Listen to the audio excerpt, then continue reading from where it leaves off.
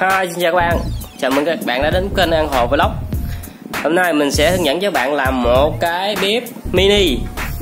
Cái bếp mini để mình chiên có 2 lon bia và cái sáp. Cái nến á thì mình sẽ nấu nướng được đồ ăn. Thì bây giờ mình sẽ làm một cái chảo chiên đi. Bây giờ mình sẽ dùng cái kéo, công cụ hỗ trợ là kéo và 2 cái lon bia, 2 lon bia để mà mình làm cái bếp nha, bếp mini. Giờ trước hết là mình sẽ lấy cái phần dưới các bạn, mình lấy cái phần ngang này nè, lấy phần ngang rồi bỏ cái phần trên để mình phần dưới thì nó bít cái chỗ này nè, mình có thể chiên được đó. Bây giờ mình sẽ cắt nha, dùng cái kéo cắt.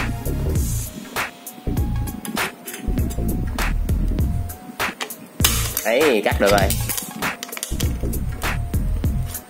Mình sẽ cắt ngay nha, chứ hồi nó thôi.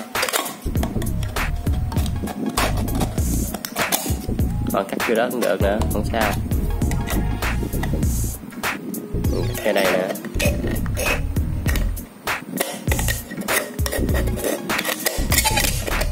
Đó, ok. Hai chỗ này á, mình có thể mình để cái dành cũng được nữa, để cho mình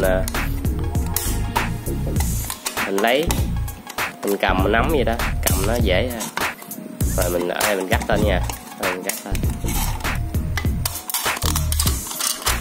Mình lấy cái phần dưới thôi.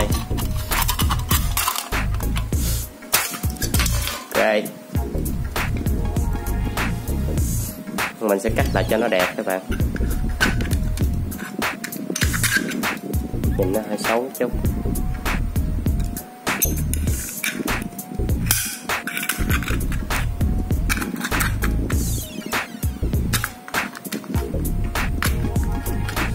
Thôi cũng được rồi, cũng tạm rồi, đừng có đụng cho nó đứt tay là được nha các bạn. Rồi mình được một cái đồ chiên các bạn. Đây, cái chỗ chiên nữa các bạn, nó chỗ này nó bít nên mình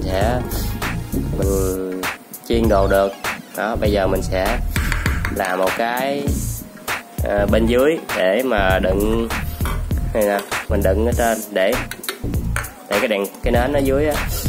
Rồi mình sẽ cắt cái phần này nha các bạn, mình sẽ cắt cái phần này.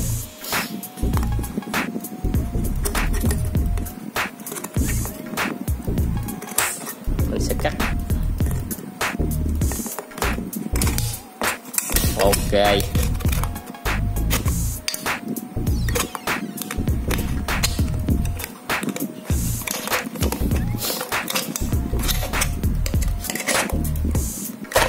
Mình sẽ cắt cái mặt này.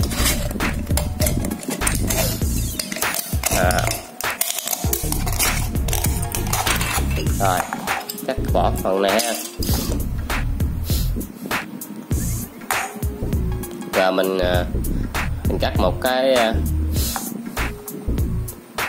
rãnh nó xuống, một cái rãnh dưới nha, một cái rãnh xuống nè, đường nào cũng được,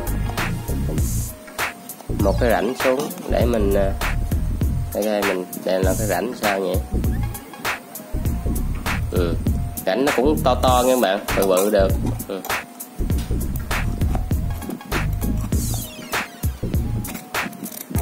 Thẳng xuống nha.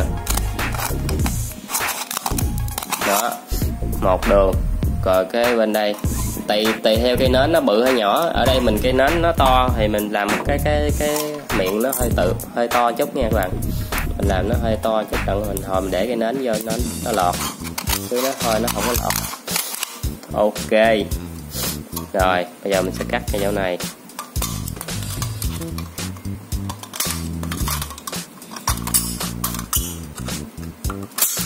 Đó, xong rồi đó. Mình về để mình để cái nến này vô các bạn. Đó, gọi là nhiên liệu á. Nếu mà cái nến bạn nhỏ thì bạn để cái chỗ nhỏ đây, các bạn thấy vừa không? Đó, vừa. Còn bây giờ mình sẽ như thế nào để cho nó tạo một cái khuyết nha các bạn. khuyết á, cái khuyết để cho nó khớp với cái vành này nè các bạn. Mình sẽ làm một cái khớp xuống nha. Mình sẽ làm một khủng xuống.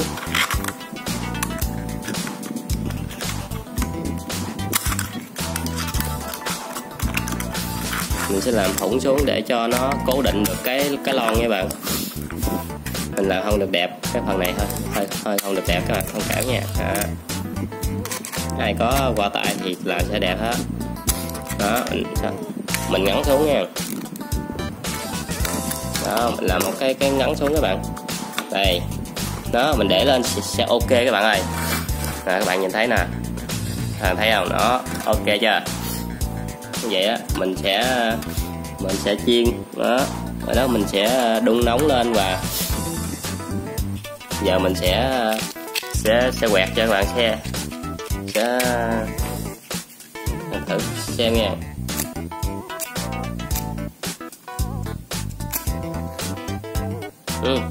Tắt rồi.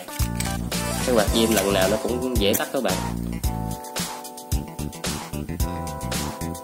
Đó, các bạn thấy không? Đây, mình sẽ quay.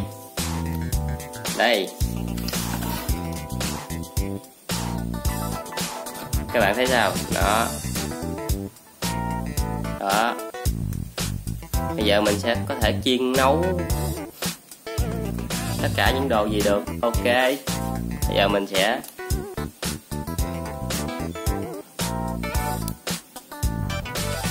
kết thúc video nha. Hẹn gặp lại các bạn ở các video tiếp theo. Nếu các thấy hay nhớ like, share và đăng ký kênh để ủng hộ mình nha. Nhớ bấm vào cái chuông để cho nó thông báo những video mới nhất nha. Bye bye, hẹn gặp lại các bạn. Nhớ bấm like và subscribe An Hồ nhé. Nhớ bấm like và subscribe An Hồ nhé.